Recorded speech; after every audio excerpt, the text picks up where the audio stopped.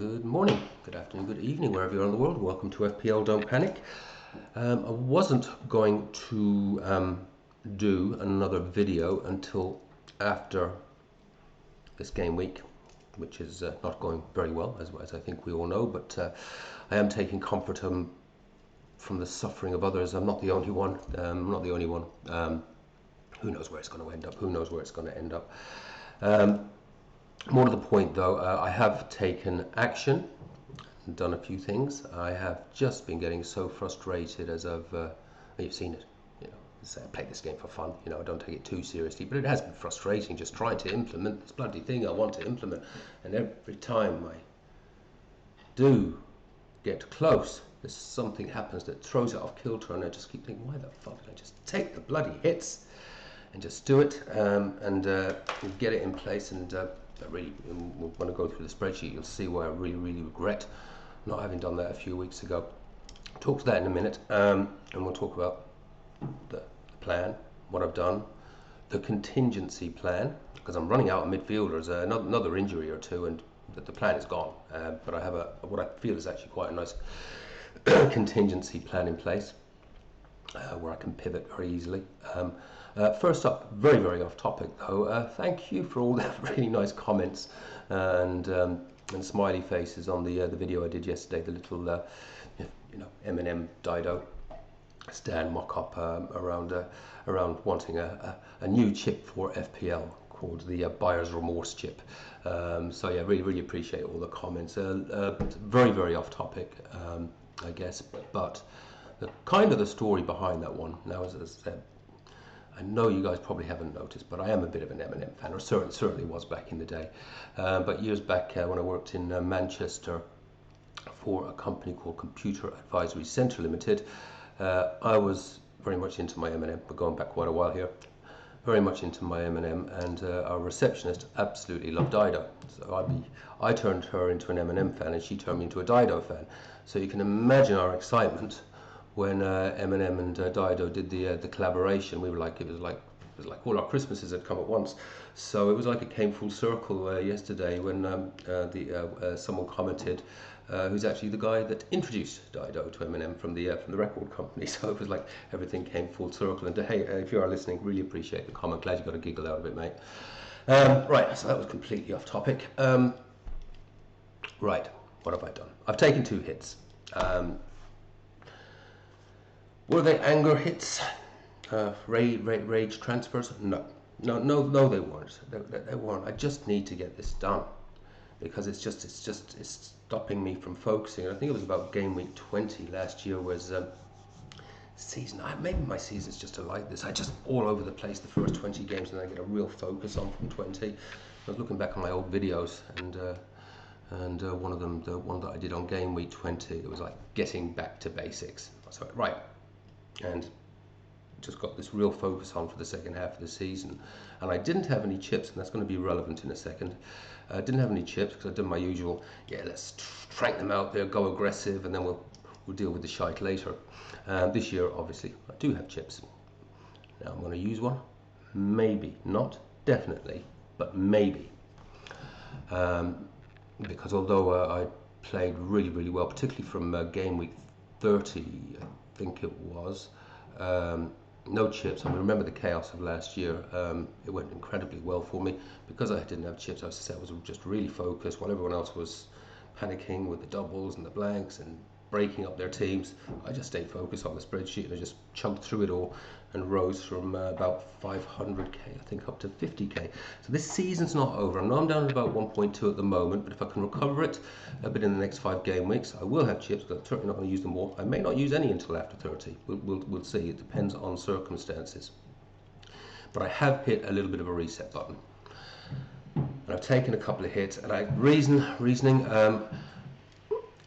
The team that I want was going out of reach. Gabriel's already taken, I think, 2 price rises already. Gvardio's going up, and those were the 2 that I desired the most. I had most of everything else in place. There's a couple of things now, because of price rises, I've had to sacrifice, but I'm not unhappy with how that looks, and you can obviously see it there on screen. So I'm going to run through it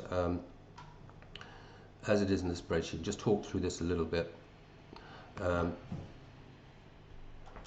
Now, as you can see, they were obviously waiting for some games to come in, and this is where I just think, oh, if I'd just taken the hits when I said I was when I was thinking about it, I thought, no, I'll just try and put it in gradually. The world would have been a brighter place for me, because it really has been all over the place, hasn't it, for weeks now. It is what it is. I'm really happy with this 11. There are problems.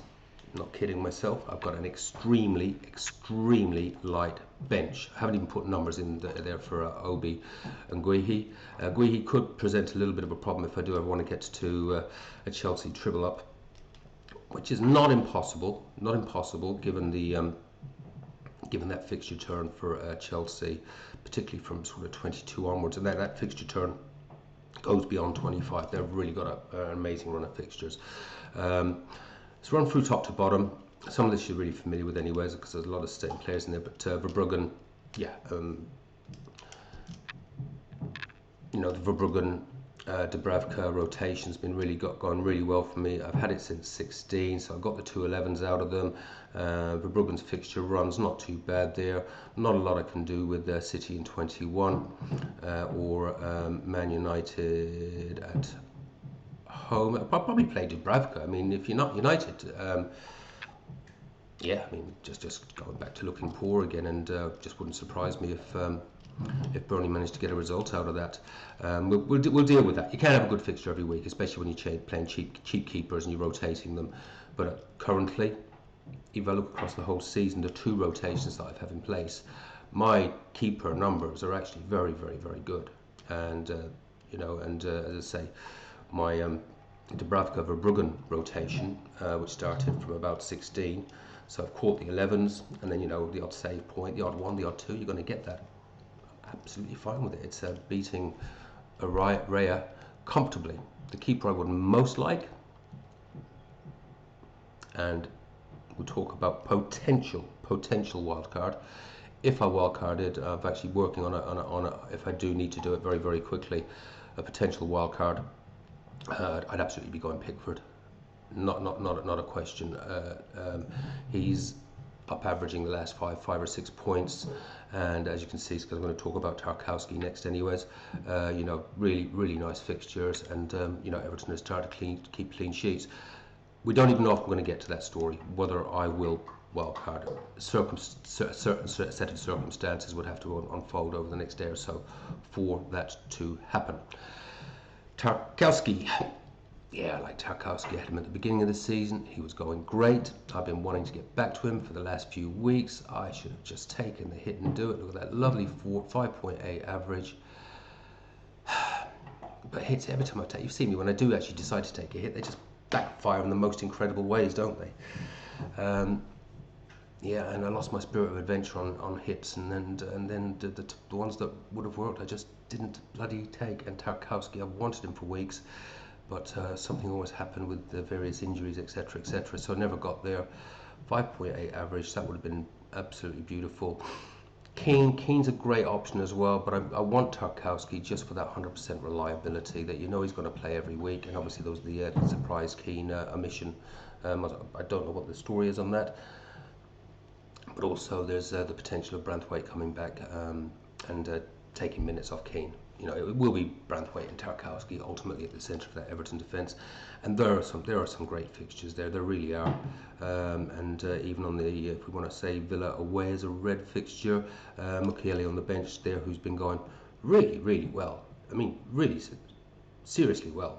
You know, averaging 4.75 for the last 4. I haven't got the City fixture in there at the moment, obviously, for the game tomorrow, so likely to drop a little bit, I suspect, but just a regular little DEFCON magnet, and picking up the odd assist here and there. And he's got a few decent fixtures there: Crystal Palace, West Ham, and Burnley as well. Burnley there, so it's not, it wouldn't be on the realms that I find a way to play him. You know, maybe there's potential back 5 there at some point for some of those really good fixtures. Because yeah, I do like Mukiele. He's good, and especially with those long throw ones as well. You know, creating havoc. So that's grand. Okay, hit number 1, Gvardiol. Been wanting to get Gvardiol in for O'Reilly, and again just haven't been able to get to it because I've been dealing with other fires. And while O'Reilly, and I do like him, and he's got all the potential, but none of the end result. And Gvardiol's there on this 8.5 average.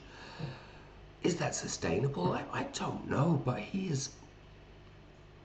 We've seen these streaks from Gvardiol. Now, normally that is when he's playing out on the wing, and when he's playing the left back position, where O'Reilly is, of course. But he is quite clearly the target man for City set pieces. Corners and free kicks, etc. Picking up the clean sheet, he's getting a bit of DEFCON. Those are pretty good fixtures. Chelsea home, that defence looks dodgy, set pieces. Similarly, Brighton, nice fixture. Man United away, so, he'll be made to cause chaos from those free kicks. Wolves at home, Tottenham away. I'm greening Tottenham away at the moment. Some would say that should be a blue fixture. Some should say maybe even Liverpool away should be a blue fixture at the moment. It's a decent set of fixtures. A few clean sheets in there and 1 or 2 tacking returns could be fantastic. And of course, Gabriel, who've also brought him for a hit. He shouldn't be in red there. He should just be in black. It should be Rice actually that's in red. I'll talk to him in a minute. The numbers that I've got there, I'm showing him a 9.8 average there. Now, I don't know if that's realistic, but the simple fact is that 12-9, 12-1 were his last 4 fixtures before he got injured. And he comes straight back with a 15. And I really was so... we're not going to tell the story again, but he should have been in my team. Why didn't I go there? Would have paid for all the hits in one go, that 15-pointer. Is it going to be Sod's Law now that I have brought him in for the hit? So Gvardiol and Gabriel are the 2 that are brought in for hits. So is it going to be Sod's Law? Is it? It'll be just my luck. It absolutely will. That hit will not pay for itself, and Arsenal will not keep a clean sheet, or he won't get an attacking return for the rest of the fecking season. But would you back against it? It's done now. He's in. I feel better just for having done it, quite frankly. Is that 9.8 average realistic? Well, frankly, it is. I mean, that's what he was on for the season before he got injured, and as I say, he's come straight back in with this 15 in what, Villa are a good bloody team, and obviously got off with his clean sheet with the early sub. Concerns there? There may be some minutes risks. Maybe there is, and if Mukiele comes in, fine. It's a risk I'm prepared to take at this stage. It really is. So those are the 2 hits. I'll talk through the rest fairly quickly. Chow stays. The numbers are not great at 2.4. But there are, at home, Newcastle are a different beast. So they've had a few difficult fixtures in that run, and quite a few away fixtures. They are stacked with some decent home fixtures in this next run. Crystal Palace home, Leeds home, Wolves away. Yeah, I mean, yes, Wolves away. Villa home, got it as blue, but Newcastle, St James's, Brentford home. It's a good run. It's a good run. And we can always move them out if Newcastle don't show some signs of keeping the clean sheet. I would prefer Lewis, left back, but I've got the money. But maybe somewhere further down the track. Don't mind Chow. I mean, he has shown that he can get some attacking returns as well. As I say, those numbers are pretty damn average, but sometimes you need to catch the player when they actually hit their hot streak. So Chow. Let's do it. Cunha, also a little bit of a worry, let's be fair. But we're going to keep him in there for Leeds and Burnley. Showing a 5.2 average. We know what he can do. We know what he can do. One shit game was 2 pretty average games. No, he wasn't too bad against Newcastle. Actually, he played well against Newcastle. Listen, you'd never know what you're going to get with United, and at the moment you never know what you're going to get with Cunha. They're 2 decent fixtures. I think United are actually a little bit better away from Old Trafford than they are at home. And once we get to 22, he will, in the ideal world, become my floater, where literally on a weekly basis. So maybe at around 22, maybe I want to look at bringing in a Chelsea asset maybe, as they sort of start to go into their fixture run, and that frees up a little bit of cash. Or I may just target whoever's got Wolves that week, etc. But he'll become a little bit of a floater, because what I am kind of hoping then is that spot, and especially if I can build up a little bit of value in it. I have a pathway. I do have a pathway back to Bruno. It does mean a sacrifice would have to probably be made in the defence, but I'll just basically focus on who is the weaker of the defenders and bring them down to a decent sort of, playing 4.1, 4.2, 4.3, something like that. There's a few reasonable options still out there. Your Rodons, etc. They're fine. They do a job. Because I definitely would like to get Bruno back, and that is the Bruno spot as it stands. And I'm loath these days to make too many future plans, because we've all seen what can happen. Palmer, we can criticise me for this Palmer thing, and someone did make a very, very valid comment that Palmer's acting as a block on my team. But the simple fact is, I brought him in 16, I think it was, and I've had a 6, 5, 2 and a 7.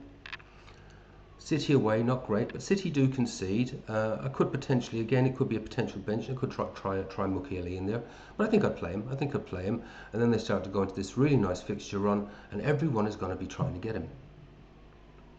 And it's not going to. People will be restructuring their teams and trying to do things and trying to get on Palmer. So he's done all right for me. If we take the 6, 5, 2, 7, I think he's hitting the 5 average for me. Limited minutes, because obviously the 6 that he got for me was he had less than 60 minutes. He's still playing only just over the 60. It's my punt. We know what Palmer's capable of, and if I'm on him early and catch some of those 14, 15, 16, 17s, it's game-changing stuff. So I'm sticking to my guns, whether it's stubborn or not. It is a block on some other things that I could potentially like to do. I'm going for it. I'm sticking with it for now. Foden, has the hot streak come to an end? Let's see what he looks like against Chelsea. Certainly, you could potentially save some money there ultimately by going to Cherokee, something like that. But be just my luck as I move off Foden. And we got Brighton home, Man United away, Wolves home, Tottenham, not too bad. Some nice fixture. I actually think Chelsea home is a really good fixture based on how Chelsea performed at the weekend. Well, look, there is a bit of a Foden sale going on, and if he does blank tomorrow, their fire sale of Foden will begin. I'm still not going to move off him though. I'm still not going to move off him. Saka is just my reliable 6-7 points man. It's fine. Again, a lot of money for that. But as I was saying, if I can get 4 out of my keepers, 5 out of my defenders, and I do think we should be looking at least 5 out of defenders at the moment with DEFCON, etc. If I'm hitting that sort of average, if I'm getting 6 out of my midfielders and 7 out of my strikers, add it all up, put a captain's return on top of that, and that's 70 points a week. And I have not been achieving that. We know that. So I'm not kidding myself there. Of course I'm not. Then, okay, so the potential problem child is Rice. Apparently he took a kick on the knee in the last time he played early in the game.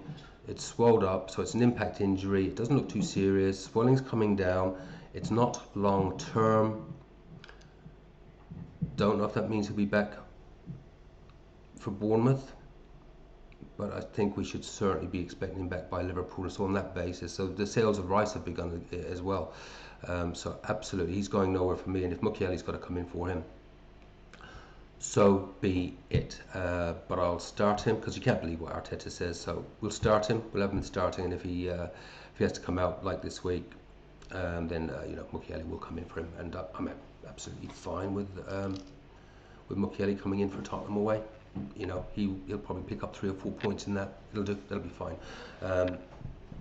Because Rice, once he sort of gets settled back in, pretty sure he's going to be sort of hitting that really good 6-7 point average. He's currently on a 5.2. I've put a 5 in there, just a nominal 5 in there for him, which is his average up to 6, 2, 11, 2. But he'll be there a lot cheaper than Saka, hitting a similar average and potentially beating him. This is all opinion stuff, of course. We look at the spreadsheet. You know, obviously it's not quite lying there. I've got Gabriel's numbers in there from his pre-injury, but you sort of look at what that 11 is capable of. It's you know, a ceiling there of 80. Bearing in mind these are without captain's numbers. You know, on a floor there of 37, but that was of course last game week, which was an absolute disaster all round for all of us, for most of us. You know, so, but in general, yeah, a floor of 37, ceiling of 80. That's without captain's numbers. Yeah, I'd be pretty happy with that, especially if they are hitting that sort of 68. I just want that 60, 68 regularly with a captain's return on top. That's what I'm aiming for from game week 20 onwards. Will I achieve it? We don't know. Bench very light, so there is a real concern there. Of course there is, but all I can do is, if this is going well, if a player gets injured, just move them out and bring in the most suitable replacement quickly. Now, I've taken 2 hits for this. I seriously thought about wildcarding. I thought I was going to, in all honesty, and then I realised it's just 2 places, so I'm not going to wildcard while I'm just taking 2 hits to get to this point. Now, where that could change, we've got more games to come tomorrow. If we find out that Rice is out long term, if I don't know, if Gavardio broke his leg, if God knows, you know. But if I suddenly got to post tomorrow's game week and suddenly there's another 2 or 3 injuries stack up, then I'll absolutely will wild card. And if those injuries are in midfield, I will pivot away from this 4-5-1 dream. Because, quite frankly, we're running out of midfielders of the level and the ceiling that I look for consistently to actually go this path. We're just, you know, just running out. As I've looked through the midfielders, we're in the last chance saloon now. So what would I do? I would absolutely wildcard, and as I say, I have no worries about wildcarding. I played through the whole of the second half of last season with no chips, and the ones that caused me the most pain, to be honest with you, was not having the triple captain and the free hits. I'll absolutely be hanging on to them, but I have no qualms about wildcarding and resetting if I have to. And I would probably go for a 4-4-2 or a 3-4-3 or something like that, because it does look a little bit like we have some players coming back into form, and showing a little bit of consistency in the striker area now. But it is thin pickings. You can't even go Walter Meady now, can you? Because Wizza's going to be eaten into his minutes. And if I knew Wizza was absolutely locked in for Newcastle, I'd be very interested in taking a look at that. But you can't go there either. So I think the only, and I know there's Dominic Calvert-Lewin, I just can't look there. I think we've all been stung by him in the past. But is he going to be this year's Chris Wood? He may be. The ones that interest me would be Bowen, Watkins and Ekitike. Bowen is starting to find a little bit of that consistency like he did at the end of last season. So in the last 5, he's he's got 9 and 8, 1, 2, 7. So it's just an average of 5.4, a little bit under what I'd ideally like from a striker as an average. You want to try and be hitting that 6 or 7 average. But looking at those fixtures, Wolves away, nice. Forest home, not too bad. Tottenham away, don't mind it too much. Sunderland home, that turtle's been very noisy, wasn't it? And who else we got in there for Bowen? Yeah, Chelsea away, yeah, not great, but Burnley away, yeah, grand. And I think maybe we're getting to that point again. You know, the adage of, you know, West Ham score, Bowen's involved, and he's talismanic to the team. He's locked in. You're not going to have to worry about rotations, minutes risks, and this busy schedule that we've got coming up. Very interested. Now, Watkins is another one. You know, I know he's not had the greatest of seasons. His minutes have been at risk from time to time, but he's beaten Haaland the last 2 seasons. Watkins has had better numbers than Haaland the last 2 seasons, and it is historically the second half of the season that Watkins comes on strong. Just look back, second half of the season, every time is when Watkins comes on strong. Now, let's see how he's had 1, 2, 3, 4. He's returned something in the last 4. The 12 was just in limited minutes. Again, the fixtures are not awful. Forest, Crystal Palace, Leggy Palace, they can be got at Everton at home. Yeah, maybe that should be greeny blue. Newcastle away, not great, but Brentford home. Bournemouth away. Bournemouth are, you know, conceding for fun. Brentford away from home concede a few. I don't hate it. I don't hate it at all. But my favourite would be Ekitike. And if I'd suddenly have to do a pivot into a 4-4-2 or a 3-5-3, I really like Ekitike a lot. And his minutes are absolutely solid now. I mean, the last 4 he's showing an average of 10. He's got Leeds at home, so we'll see what he looks like then. Fulham away, not too bad. Arsenal away, awful. Be awfully tempting, wouldn't it, to get him in for that Burnley at home, Bournemouth away, Newcastle at home. Sunderland away, still not too bad. I mean, whatever we say about Newcastle's defence, they'll still score goals. They will still score goals, and I am very, very worried about tomorrow's game with Ekitike, Wirtz, even Szoboszlai. Going to be what it's going to be. We'll see. We'll have a wash up when that's all done and dusted. Now, to get to any of these, even if I just wanted to bring in one, I would need obviously to be removing some powerhouse midfielder. Has anyone had a look at Garner? Now, I know this could be an accusation of points chasing, but it's not really. I did obviously, it was the 16 that drew me towards him as I was looking at potential wildcard options and enablers. 5 million. This guy's a little DEFCON monster. Does pick up the odd attacking return, but you know, you take out the 16 anomaly and just put that in as a 4 or a 5. That's a nice steady 4 or 5 point average at 5 million. Could be a placeholder for a Dewsbury Hall when I get back, who maybe slightly prefer. But as a little enabler, nothing wrong with him whatsoever. So if any of you are actually doing some transfers at the moment, looking for an enabler or something so you can afford Gabriel or whatever, Zaka, could do a lot worse. Could do a lot worse. And could he be one of those, a little bit like we've seen once or twice this season, where someone just hits this real purple patch? Got to say, there's a couple of good fixtures there to give it a crack, isn't there? You know, Brentford home, Wolves home. So, all that's by way of saying, I've gone this path, I've taken the hits, the team you see on screen is the screen, I'm really happy with it, I'm glad I took the hits, but if there's injuries tomorrow, etc., there's more bad news, and all of a sudden looks like there's 2 or 3 players in doubt or something like that, I'll totally wildcard, and it would be highly likely that I'd use Garner, and I'd basically do a restructure. I've got a little wildcard draft. I'm just keeping it aside just for an emergency, keeping an eye on price drops, price rises, etc.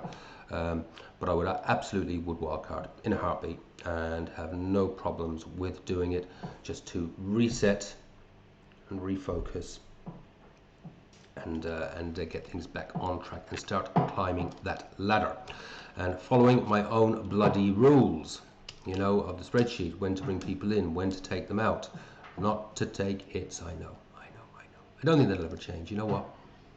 It's who I am. I need a punt. That's the way I play. You know, got to play our own game. We've got to have fun. We need not to panic. I'll see you soon. Take care. Bye-bye.